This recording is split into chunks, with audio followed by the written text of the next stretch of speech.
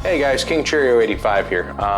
So with my recent renewed interest in building up my Gamecube collection even more than it already was, due to actually being able to find stuff on the shelf, I figured now would be a good time to just go over what I currently have as far as games that I own for the GameCube. So that's all this is going to do is just discuss the games that I currently own in my collection for GameCube. As far as the ones that I've gotten from recent purchases, those will be in the associated video for those purchases. And here we go. Just starting off the bat, I've owned Eternal Darkness, Sanity's Requiem for a very long time. I actually bought this at KB Toys when I worked there. That should tell you about how long ago that was, when KB Toys was still open. I actually got it because the manager had marked it down significantly, which was my final motivation to finally pick it up. Now this one was a fairly recent purchase right here. This is Final Fantasy Crystal Chronicles. Now, I never really played too much about this, but I've had a couple friends that say this is actually really awesome and fun four-player game right here. So I'm actually looking forward to grabbing a few people and getting a game going on it. Here we go, Gauntlet Dark Legacy. Now, me and some buddies were trying to do a full playthrough on this game for a very long time, and I guess the rest of them lost interest since we have not revisited it in quite a while. At some point, I do hope to finish it. And here we go, Incredible Hulk Ultimate Destruction. Now, this is one of those things that annoys me so much, okay? So, this has the unfortunate dignity of being released not too far away from when the Ang Lee Hulk movie was released, so every single YouTuber I have seen on YouTube keeps saying this game is a tie-in to the Ang Lee Hulk movie, or that it's a tie-in to the Edward Norton Hulk movie. It is not for either. This is its own standalone game. This is a game that they just used the Incredible Hulk property and was like, hey, we want to make an Incredible Hulk game, and they made an Incredible Hulk game, and an awesome Incredible Hulk game. This is one of the best games on the GameCube. No lie, like this game is so freaking good. But it's important to say this game has no ties whatsoever to the movies. None, not a single one. So please fact check that one. This game has no ties to any of the movies.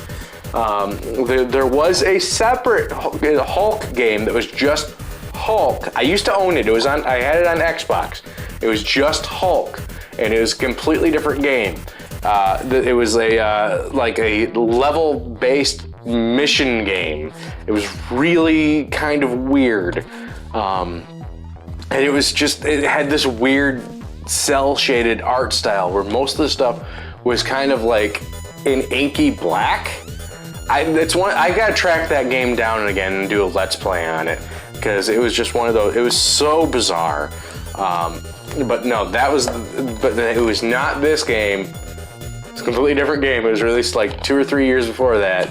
But every single YouTuber you find is gonna say that this game is somehow tied to the Eric Bana Hulk or the Edward Norton Hulk movie, when it has nothing to do with any of them. However, Bruce Banner is in this game is voiced by Neil McDonough, so there's that. That was one of those things I remember seeing, because this was way back on G4. Okay, so way back when G4 was actually a really good resource for video game research, and a lot of the times they did actually cover their bases on it, even though from what I heard here after the fact, a lot of those guys were paid nothing. A lot of that content was actually really good, and it was very well fact-checked, and they actually did like a making of this game, and it was awesome. And this game ended up being awesome, and Neil McDonough is awesome in his performance as Bruce Banner in this game. And Ron Perlman as Emil Blonsky. Yeah, Ron fricking Perlman was Emil Blonsky in this game. It was really good. And it's so annoying. Okay, I gotta stop myself, otherwise I'm going to just continue to rant about that. It's just one of my pet peeves, and I want to do a video like with the Hulk games and like compare them side by side. The Hulk on Xbox and this game and the Incredible Hulk based from the movie game, and just do them side by side. From what I remember, the Incredible Hulk game that was based on the Edward Norton Hulk movie did have very similar gameplay to this. So that one I can probably let slide a little bit, but the Ang Lee one, no. It's completely different. Had nothing to do with this. All right, and next up, Legend of Zelda Collector's Edition disc. Yes, I did make sure I got this. No, I did not get the Platinum GameCube or buy the GameCube around this time. However, I did end up buying a bunch of GameCube games that fell under the code, and this was actually one of those really hard ones for me to do, since a lot of the games that were under that banner was like Mario Golf or Mario Tennis, just random stuff like that I don't care about. I don't care about the sports games. I don't care about the party games. You're not gonna find me tracking those down. I really don't care. They're not things that I really want in my collection because I just don't find them fun. That's just me. If you find them fun, that's fine. You can find them fun. I don't. I don't like them. But I had to, because I remember at the time I was looking at the requirements to get this if you did not buy the GameCube that it came with, because there was an option to do that. And one of the requirements was you had to have, I think, was it 3 barcode, or, you had to have 3 codes from, they're inside, because they were inside the game. They're inside here. You had to have 3 codes from games that had been released that season, and there was just this list of like 10 games that you could have them from. Most of them were like sports games or something. And I think I had 2. I had 2 of those games, and I needed to buy a 3rd one. And but one of the games that was listed on there was Mario and Luigi Superstar Saga. And at the time I really wasn't interested in it. Superstar Saga just looked really weird to me, and it didn't look like something that would appeal to me. And I ended up buying Superstar Saga, and oh boy was I wrong. Superstar Saga would end up being freaking awesome. I loved that game so much. It was so funny, and it was just a joy to play. But then I got, of course I sent all the codes in and got my collector's edition disc, and the rest was history, I guess. And next up, Legend of Zelda: The Ocarina of Time and Ocarina of Time Master Quest bonus disc. This was a bonus for pre-ordering Wind Waker. Now you're gonna notice something about my copy of Wind Waker when I show it to you, and it's already something that I'm not happy about, but I have to live with. But anyway, here is this one. This was one of those cool ones. This just came with 2 versions of Ocarina of Time. The Legend of Zelda Collection Edition disc came with, that came with the original Legend of Zelda, Zelda 2 Adventure of Link, Ocarina of Time, and Majora's Mask. So overall, this is definitely a much better value. However, you can't argue with a new way to be able to play through Ocarina of Time at the time, which was my favorite Zelda game of all time. All right, now here we go. What do you notice about this one that's already gonna piss me off? It's the Player's Choice version. Why do I have the Player's Choice version when I pre-ordered to get the pre-ordered Wind Waker to get the Master Quest disc? I'll tell you why. Because remember how I was talking about how I lend stuff out to friends and then I never hear from them again? This is one of those instances. So I ended up having to re-buy Wind Waker because somebody decided they were just gonna walk away with my copy. And I was not happy about that. Anyway, but I am happy to have Wind Waker again. and I am going to be replacing the artwork on this so I don't get stuck with the stupid yellow spine on there, which really ruins the profile of my collection. It annoys me so much. But I couldn't be happier with Wind Waker in general, because Wind Waker is always fun to play. And at some point, I think I'm going to replay this on the channel. Who knows? Yeah. This is one I still want to play on the channel, but again, I need 4 people that are, going to be dedicated enough to sit down and actually play it. I also need a lot of freaking, like a crap ton of equipment so I can record the whole thing. And unfortunately, I'm missing my booklet for this. Like, you're gonna see, for some reason, I was obsessed with taking booklets out of the cases for some reason. Because this one I did own, brand new. I got this to try it out at my sister's house because I had just bought a whole bunch of link cables and extra Game Boys. We had an extra GameCube, and I had a Game Boy player on mine. So I brought my GameCube and everything with me. We sat down and played this. Like, we only had 3 Game Boy Advances, but I mean, I had my GameCube and Game Boy player. So my GameCube and Game Boy player were my Game Boy Advance. Okay, next up. Yeah. Mario Kart Double Dash. This is my favorite Mario Kart of all time. And it's one of those things I really wish they would revisit or like add in a mode that would give you those 2 players per kart. That would let you do the whole 2-player per kart thing again. Like, I love I wish that Double Dash would just be a mode in Mario Kart now, instead of like you just got your standard races. I hate that Mario Kart just introduces these gimmicks that they just drop for the next one, and it's very annoying. I'm not gonna lie, a lot of us know it. It's very annoying. We want to be able to use those mechanics in a future title at some point, even if it's just like you got to do it in a separate mode. That would be awesome. But they do that. It's very aggravating. All right, next up, Mega Man Anniversary Collection. Now, this was my first exposure to a lot of these games because I never had an NES growing up. The first console I actually had was a Super Nintendo, and the only Mega Man game I had played prior to owning that Super Nintendo, I think, was Mega Man 2. Now, that was when I first realized these games are freaking hard. But yeah, this has the booklet and everything. I don't think I've beaten a single one of these games. Honestly, I've never beaten a single one of these Mega Man games, and I'm not losing sleep over it.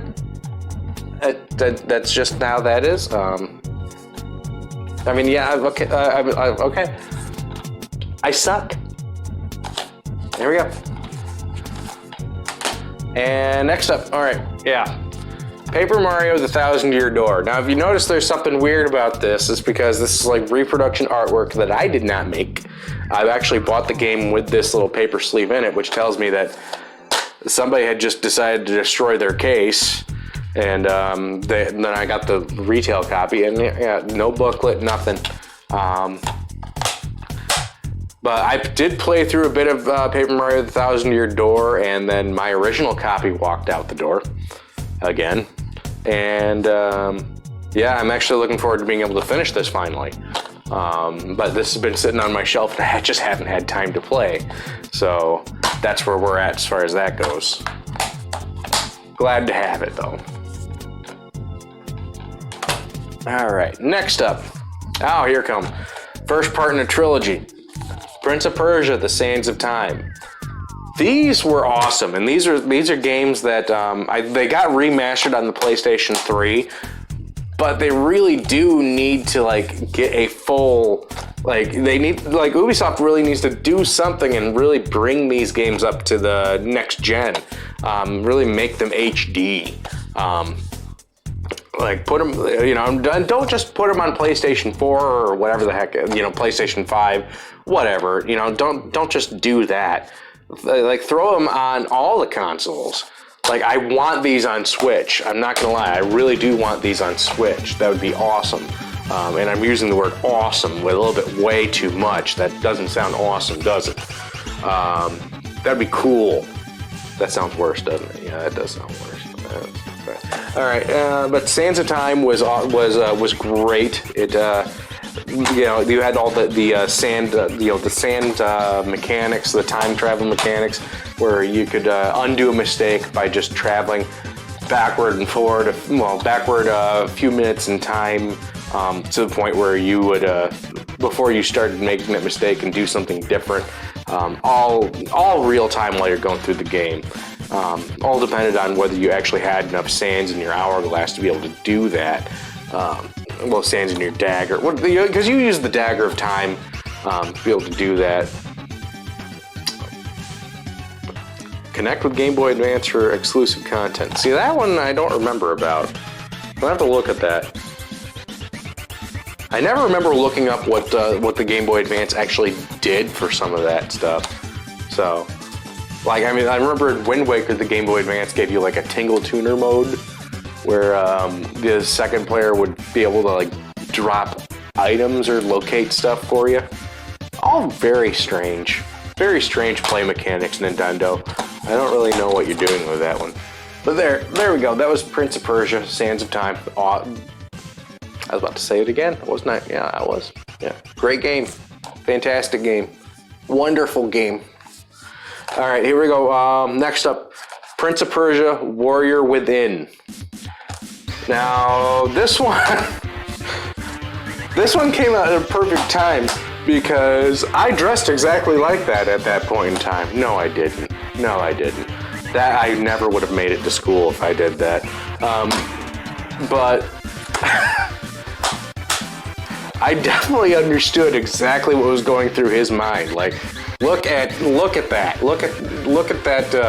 That was my go-to face for everything way back when.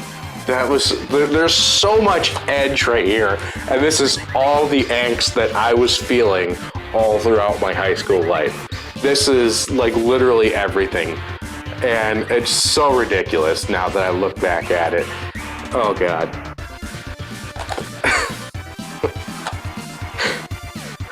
But this was actually pretty cool because they improved the combat immensely in this one. It wasn't perfect, but a lot of the things they did actually fix in this. Quite a few things they actually made a little bit worse. But one of the big things throughout that Sands of Time just really could not grasp was the combat, and this one did a lot better with it. And I remember playing through this game so many times, because I had to find all of the edge. And I think I did at some point find all of the edge. And yeah, the back cover, just to show just how much, this game was designed for angsty teen boys. You had Godsmack doing music randomly throughout the game. It wasn't like the score was done by Godsmack. They just picked a random Godsmack song and stuck it at random points in the game, when the action would amp up. It was now that looking back at it, it's kind of cringeworthy, and it makes it. And also, since they put Godsmack in there, it makes it so that Let's Players just can't touch this freaking game because they have no idea when it's actually going to pop up. But let's add on to the edge right here. What the heck? Seriously? That's right there prominently on the back cover. That's the largest image on the back cover.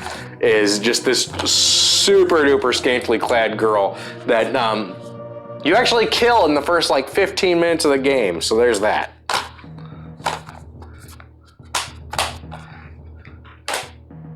I think she does end up coming back, though. All right, next up, we got Prince of Persia, The Two Thrones. So the last one was just straight up the edge. This one is, this is I don't even know what to describe this one as. This was still a pretty cool game, but by this point in time, it was kind of exhausting going through the same kind of, all the acrobatic sequences were really cool and all, but there was really only one correct path through a lot of them. So it was kind of, it was kind of getting stale doing all that over and over again. But this was, I loved this game. I loved all of the Prince of Persia games. I love this one especially. I loved because They actually changed the voice actors for the Prince for Prince of Persia, The Sands of Time, and then Prince of Persia, Warrior Within. They changed the voice actors for the Prince, and then for this third one, they ended up using both voice actors.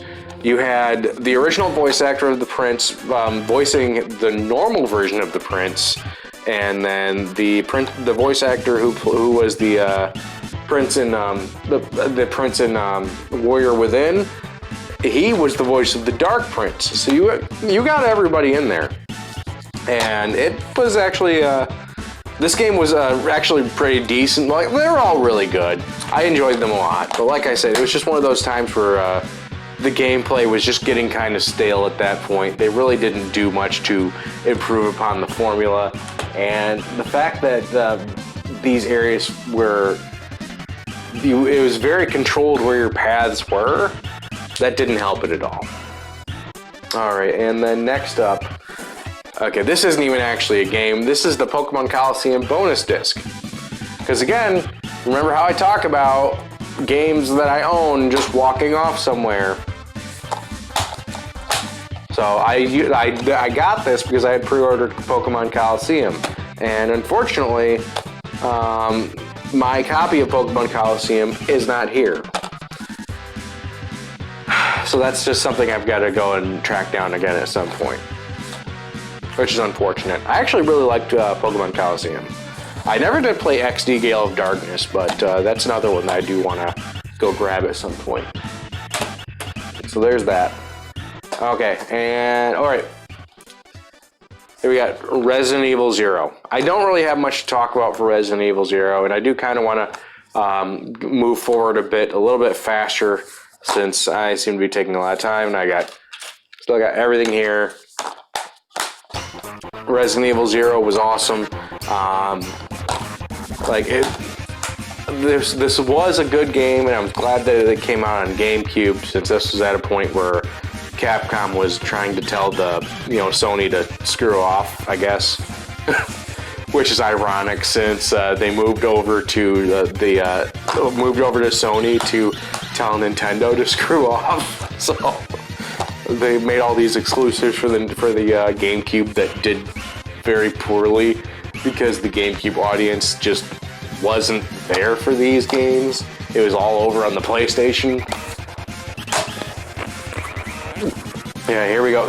The original version of the Resident Evil remake on the GameCube. Now, from what I remember, all other for some reason mine doesn't have the book. All other versions of this game have various differences throughout the gameplay. Like the one on the PlayStation 4 is markedly different than this one. And that's just one of those things I want to kind of go through and see exactly what's going on there. Alright, and here's the Resident Evil 2 on the GameCube. This is just, your basic, upscale version of the PlayStation or the N64 version. Just on the GameCube.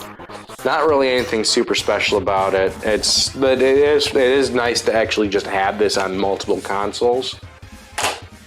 And same thing for Resident Evil 3. Alright, we got, I still got everything in here. Booking game. Yeah, this is one of those games that I do want to go through again at some point. And I think, the only one that I'm missing is Code Veronica X. That's the only one I still got to track down. I never owned that one on GameCube. I think I did own it at some point on PlayStation 2. Or maybe that was my sister's copy. Yeah, I think that was my sister's copy. But that is, since I've got all the others on GameCube, it's one of those things I just really need to finish the GameCube set. Gotta do that. But there we go for that one. And one of my all-time favorite games, Resident Evil 4. This was the game that actually made me pay attention to the Resident Evil franchise in general, even though it plays completely different to all of the other Resident Evil games prior to this. This is one of those games that I could play through this game multiple times and not be tired of it. That's how good it was. That's how different it was from everything else at the time. But there's that. Next up, ScoobyDoo Night of 100 Frights. I never actually played this one. I just bought this one a little while back for my son to have something to play on it. I don't know anything about it, but I'm looking forward to finding out. And the Simpsons Hit and Run. Classic Simpsons game. This is what, like, possibly the best Simpsons game that they've ever produced, and no book, unfortunately. And I never did finish this one beforehand. I do look forward to going through it again, though. But I remember this one just having all these open worlds, and I remember getting lost so many times in this game. You wouldn't think so, since it's Springfield, and I should know it by the back of my hand, but I don't. Alright, Soul Calibur 2. Best fighting game ever. Just hands down, best fighting game ever. Best game in the Soul Calibur franchise ever. I think that the only way that any of the other Soul Calibur games improve upon it is the character creator mode in Soul Calibur 6. That one's ridiculous, and that's the only reason I still want to pick that game up. But this one has all of my favorite characters in it. It's got virtually every character from previous Soul Calibur games in it, even if they're not named as such, but they're there. And I just remember having so much fun with a bunch of buddies, just going through like random modes that we'd pick. Like we'd usually end up being going through team battle mode, either our extra team battle mode, and we'd each pick one character to be, and that's who we were. If one of us died, the next person whose character was up would have to go. And it was just so much fun. It was great times. We spent hours doing that, and it was ridiculous. And this is like, I'll always remember this game just for how fun it actually was. All right, next up, Starfox Adventures. Now, unfortunately, I don't have as many fond memories of this one. I loved this game when I played through it the first time. And then I've tried to play through this game again on multiple occasions, and I just couldn't do it. I don't know what it was, but for some reason, something about it just did not captivate me the way it did the very first time I played it. I think it's finally going through and like listening to the voice acting, because honestly, the voice acting is so terrible. It's so bad. And just doing some of the other stuff, because a lot of the stuff is just tedious, and there's no payoff. There's no payoff for a lot of it. It shows you all these like really awesome, epic scenes on the box, but when you actually get to those points in the game, they're nothing. This isn't a terrible game. Like I said, I really enjoyed it the first time through. I can't capture that same feeling again, and that's kind of disappointing to me. All right, next up. All right, Star Wars Bounty Hunter. This was definitely one of the best, if not the best, single-player Star Wars games that was out at the time. Yeah, this is from between episodes 1 and 2, and this was the first time, and this was basically your first introduction to Jango Fett, because I think this game actually came out just prior to episode 2 in the theaters. And this was supposed to be your introduction to Jango Fett and seeing how badass, awesome of a bounty hunter he was. Here's a must-have for any GameCube collection: Super Smash Bros. Melee. So much fun with this one. And I remember when this game came out, nobody was expecting it to be anything like what it was. We all had fun with Smash Brothers, but when Melee came out, that was a game changer. Nobody was expecting that. Nobody. Then next up we got Tales of Symphonia. This, without question, is my favorite RPG on the GameCube. This was not my introduction to RPGs, but this was definitely this would definitely just change my perception of them. This was just a massive campaign with so many different characters who had so much story that was put into them, and everybody had so many different things that they could end up doing depending on what you did in the story. This ended up being just a thrill to play, terrifying to play through again. And one of the things I always wanted to do was go through this and get the devil weapons, but I could never manage to just go through and do it. But also one of the things that annoyed me so much is that by the time you get the devil weapons, there's no way in heck that you even need those things. Because what they do is they start off, they have the lowest stats in the game, period. Lowest stats. But once you beat the super secret, the super secret super boss, Abyssian, they will then start gaining one stat for one stat point for every single enemy that you defeat on the field. Like literally every single enemy will grant them one stat point, so they can potentially be like infinitely powerful. However, like I said, by the time you get those things, or you can have time to use them, you pretty much have to be level 99 to beat that boss to begin with. And then on top of that, by that you've got the legendary weapons already. So then you add in the Devil's Arms. I mean, yeah, that's a fun way to just go ahead and increase the rest of the game. But unless you can go through and restart the whole campaign from scratch using those weapons, there's not really much point.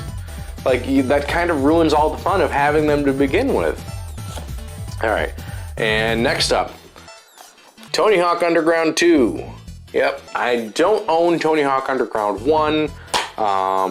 That is on my list of things I need to go track down. And we got the book.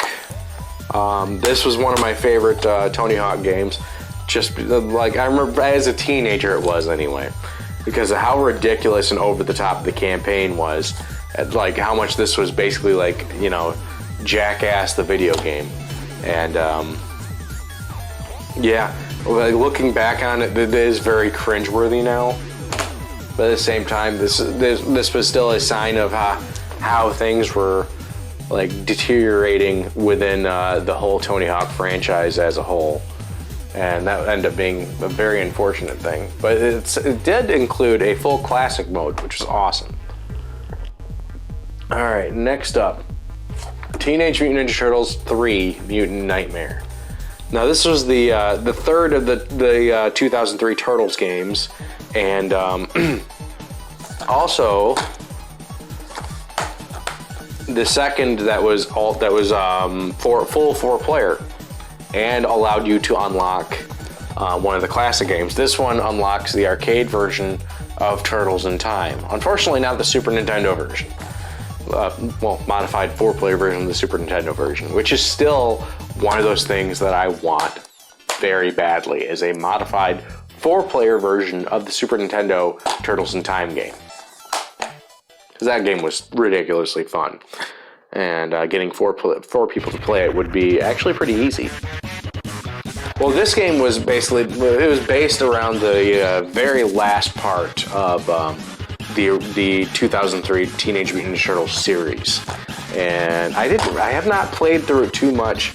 We did play through a little bit of it on the channel, not a lot of it, unfortunately, but we're working on it. I'm still trying to get everybody together to be able to do it.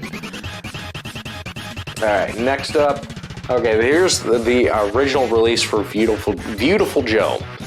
This is different from the later PlayStation 2 release, because they added content into the PlayStation 2 release, which I do want to end up picking up that version as well, just to compare, because I know that one of the things they added in was the ability to play as Dante from Devil May Cry throughout the campaign.